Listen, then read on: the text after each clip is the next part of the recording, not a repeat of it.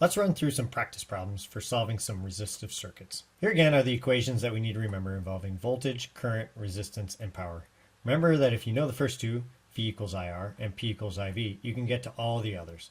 Let's not forget Kirchhoff's voltage law and Kirchhoff's current law again. We're going to start with a 5-volt DC source powering a 5-ohm load in the form of a resistor.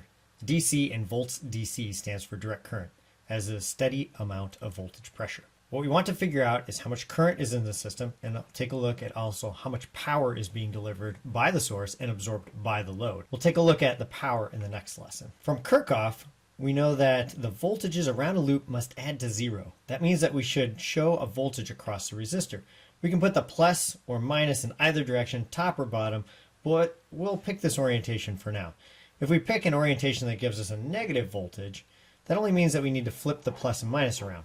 Also from Kirchhoff, we know that the current will stay the same around the loop, as whatever enters a point will leave that point as well. We can put the arrow for the direction of the current in either direction, which will show clockwise or counterclockwise flow around the circuit.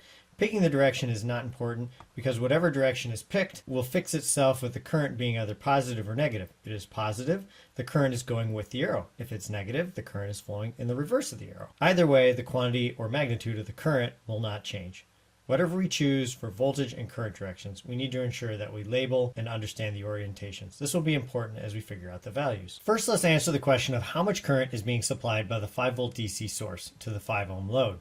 Knowing Kirchhoff's voltage law, the voltage across the 5-ohm load in the circuit is the 5-volt DC source, because the voltage rise from the source plus the voltage drop from the resistor needs to add to zero. We've shown with the orientation of the current, the voltage source, and the resistor's voltage drop how to add this all up. Since the current goes from the minus to the plus of the voltage source, there's a voltage gain.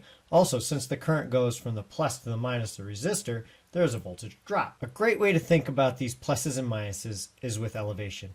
A 3-bar symbol at the bottom of the circuit is ground, or 0 volts DC. The distance between the plus and the minus is how high you've climbed up the hill from its base, ground.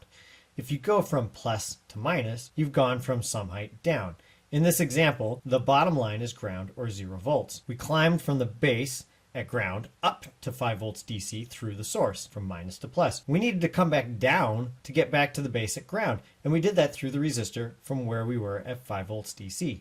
Knowing the voltage drop across the resistor, we're going to use Ohm's law of voltage is equal to current times resistance, or V equals IR.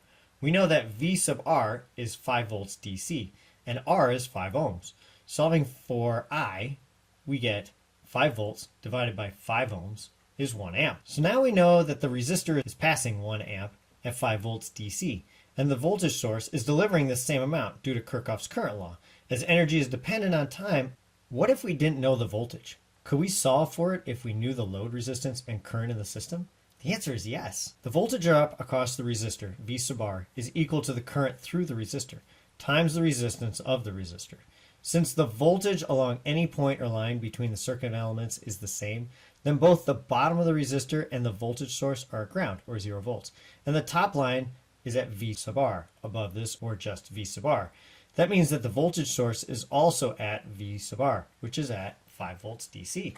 What if we don't know the resistance? Could we solve for it if we knew the source voltage and the current of the system? The answer again is yes.